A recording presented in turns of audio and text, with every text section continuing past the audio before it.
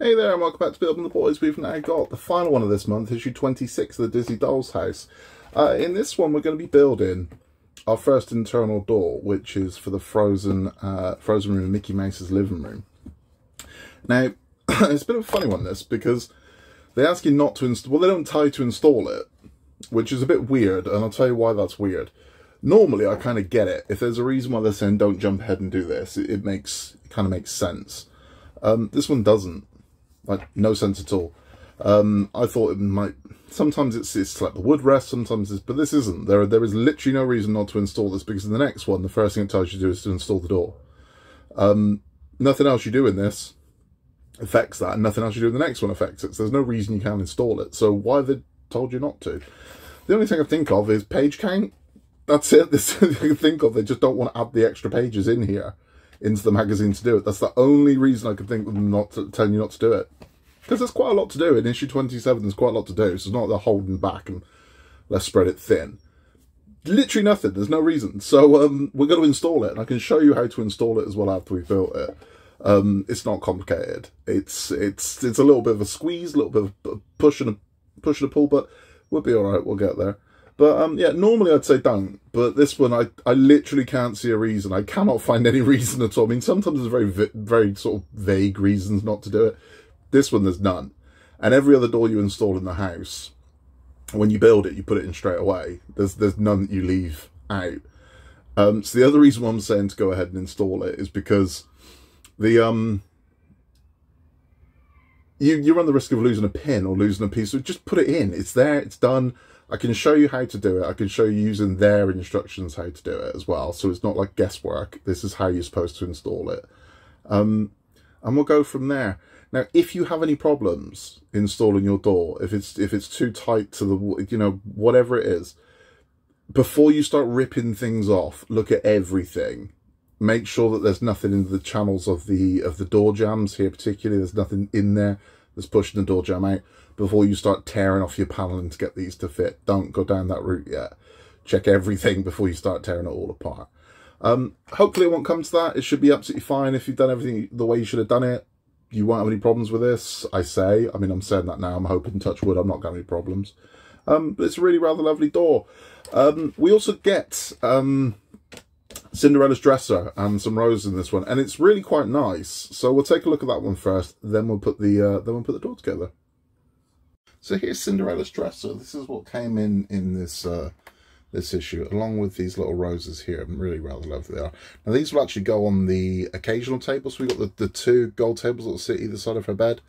The clock for the kind of subscriber free gift will go on the one side. The roses go on the other side. So you get a little bit of symmetry there. Now with this one, if you look at it thinking the glass is all misty, well, there's actually a protective film on here. I'm not taking mine off because this is going to be stored for, I mean, possibly another 18 months to 2 years. I don't see the sense of removing the protective film and run the risk of it getting damaged in storage. So I'm going to keep the protective film on, but trust me, that is incredibly reflective underneath there. It's a gorgeous mirror. And it's a lovely piece. I mean, you see the detailing on the sides there. Nothing on the back, you're not going to see the back, but we've got the pumpkin character at the top. And just a lovely little thing, it really is. And we can pop our roses on there, he says. And there we go. Gorgeous little thing. Let's get on with this door and see how we fare. Okay, so the first thing we do is we're going to take this section of the Frozen door. Now I can already see mine is bowing. That's not good. But when this is attached to the other part of the door, that won't be a problem. Then I'm going to take this section here. Now where the smaller panels are, that's the bottom. So we're going to take this crucifix piece here. That's going to go in there. And that's going to give the door a lot more support. And then also, if like me and yours is bowed, it will push it out a little bit as well. So I'm going to glue that in place and then we'll move on to the next stage. Okay, so that's all done. That's in place there. The next thing we go into is we bring over this part of Mickey's door. And we're going to be installing these. Now, very similar to the way we've done the paneling. So these are going to pop in just like so. But we're going to use a touch of super glue on the touch of the power gel on the ends of these pieces here to hold those all in place. So I'll get that done and we'll take a look. Okay, so that's our Mickey panel complete. What we're going to do now is we're going to apply some glue to the back of here, and we're going to bring these two panels together.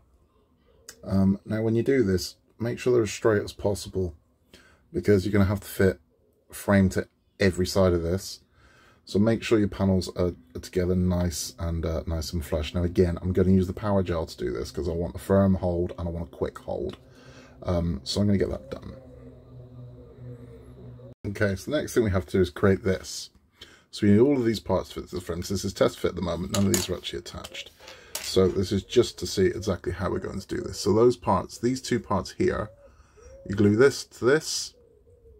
Then we attach the door, making sure your lower panel's at the bottom. Then we attach the side piece, and then finally the bottom piece. So you can do it the same way and attach like that, but whatever makes it easier. But this is ultimately what it needs to look like. It's the two lower frames at the bottom, the door handle holes there at the lower part, and the curved vertical bar needs to go along here. So we'll put those together and we'll take a look.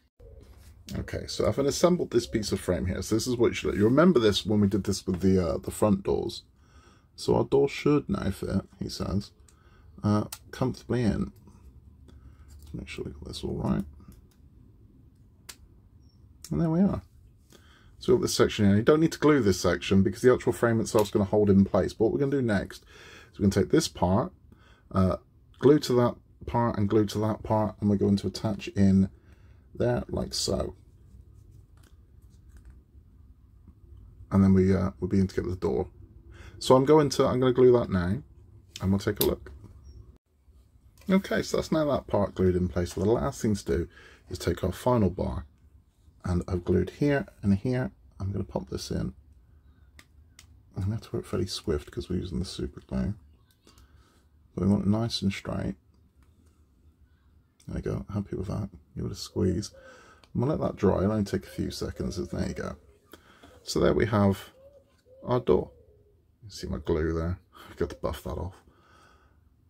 Looking good. Happy with that. Right, so now we're going to move on to the handles. It's going to be tweezers and goggles for this one, so bear with me. Okay, so we'll sort the handle on Mickey's side. I'll show you how we do it on the Frozen side, just so you've got a kind of reference for how I'm doing it. Now again, it's not something, these are that firm fit, and it's not something I think particularly needs super glue. So I'm going to wood glue these because they are going into wood. So I want something that's going to bond to the wood without staining it or creating, like, you know, that kind of crust you get from super glue. So we're just going to put a touch of wood glue on the ends. I mean, again, this dries clear, so if we have any issues with kind of smearing or anything like that, we're okay. So your handles go this way around. So the kind of longer piece is the top piece, and the shorter piece is the bottom piece. And I've got to line this up. There we go. And there we have it. So there we go. So there's our Frozen handle in place. Now the next thing we're going to do is we've got to attach the top part here. That's what's going to actually create our hinge. Okay, so we take this piece here, which is called the head jamb, and this is the way around you want it. So you want the little hole to the right hand side facing downwards. That's how we're going to do this. And then we're going to apply some wood glue. Not loads, don't need to go mental. Just along here. Let's give that a decent coat. So we want it even, spread across.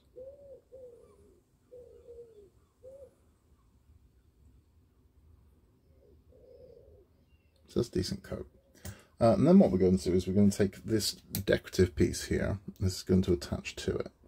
So we need that so it's flush to the bottom and flush to the sides. And again with this, there does have to be a degree of exactness here because it's got to fit. So this is what you should look like from the bottom. It should be all lined up, all nice and even, nice and straight. Now I'm going to allow that to dry for what we've got to do next. Now you can see here I've put a tiny drop of super glue on the end of this pin. And we're going to put this into the door.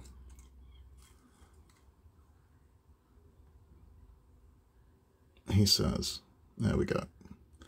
Okay. So that's our first pin in. Now repeat the exact same process with the bottom pin. So here we can see I've now got the bottom pin in and the top pin. From here, what we need to do is we need to attach the door jamb to the door. Now, you don't need to glue this. This is just going to sit on it. So we're going to take that part there. There we go. And then that is ultimately what is going to create your hinge. Now, this is where the instructions stop. So the instructions cease in this section of the magazine. But I can show you how you fit the remainder of it in. And this is the official instructions as well. So you start with this piece, and what you're going to do is you're going to glue along here, and you're going to fit this section into your door jamb just here, lining those two up. And that's going to hold in there. Now, after you've done that, you're going to take these pieces, and they do have lips on them, so you'll see exactly what I mean about how these fit. So this will push that in, that locks in there. And then this one, sitting over those, you'll see what I mean, there's like a lug that holds it in place. This one's sitting over the same thing, same again. And that's what you're going to do. And pull these as close to the door frame as you possibly can. So you're going to put wood glue inside of these, so they fit against there, and you're going to glue this one to the bottom. And that's how that's going to work. So the hole has to be towards the back here. Again, if you're not comfortable doing this, wait until you got your own instructions, but this is how you do it. It's the hole toward the back, sort of match where the pin is on this door. And that's how we're going to do this. So then after we've done that, the pin's going to sit in there. This slot's underneath there, and then you push the door into it and it closes it out. So I will show you how that looks. So now the door's in. So there you can see my door's opening, closing. It's a little stiff, but I'm kind of happy with that. I don't want a loose door, and that will loosen up as the more this gets opened and closed. I've put the wrong panel in just so you can see you can still get the panel in even after you've done this. So what happens is you just feed the pin into the bottom, and then with glue along here you fold that in, so you pretty much close the door to hold it in place. And the last thing to do is on this side in Mickey's room is this piece of coving over here. There's just a pin in the opposing side of the door jamb, drop of glue on the back, pin goes straight in, and that holds in place. But then that's Mickey's door and the Frozen door complete, and really rather lovely it looks too. I mean, I'm very happy with it. So you can see, I mean, it's a good opening. So it, you know, it covers where it needs to go. So I'm very happy with that, and it looks lovely. I mean, the door really does bring some more pattern to the room, because it's a very, you know, bland room up to this point. But now that door really is looking stunning. So you're gonna have the same pattern door is going to go in here as well, but then you're also going to have the Wonderland side over here, and that's it for that one. So let's have a quick chat. So that's it, that's our first door in, and it really looks rather lovely. And again, if you're not comfortable doing it, don't feel you need to do it. Stick with the instructions, because the full instructions on how to do it with pictures and details and everything like that are going to be coming in 27. So again, if you're not comfortable doing it, don't feel, well, Scott did it, I got to do it. You don't. It doesn't work like that. You do it at your own pace. So there's no rush at all. I would say there's no rush. I just felt, you know, I had all the information there to do it. I'm going to do it. So you will get the instructions in the first part of next month. So if you need to, you can revert back to this video and just see if yours looks the same and is working the same. You can see that panel just goes straight in. So there's no problem in fitting the door and then attaching that panel after. There's no real issue getting that panel in. Even if there is, if you've got a snug fit, just file the one side, it'll go straight in, I'm sure. So there's no real concern, nothing holding you up as such. But you don't need to put that dodgy panel in. It don't look right. It just don't look right. So that's where I am with that one. But yeah, so with regards to the door, go at your own pace. Don't feel because I've done it you have to do it. Wait until 27 if you want the full picture and detailed instructions. Coming next month, a bunch of firsts. So we're not going to touch the house at all until the last pack of next month. So that will be pack 30 is the first time we do anything to the house next month, because unless you fit in the door in 27. Because the rest of it is we're starting to build what's essentially the foundation of the house, the basement. And it's very large. So it's as big as what you're building at the moment, if not a little bit bigger. Base plate. So all the parts in next month contain a piece of the base plate, and we're just going to put that base plate together.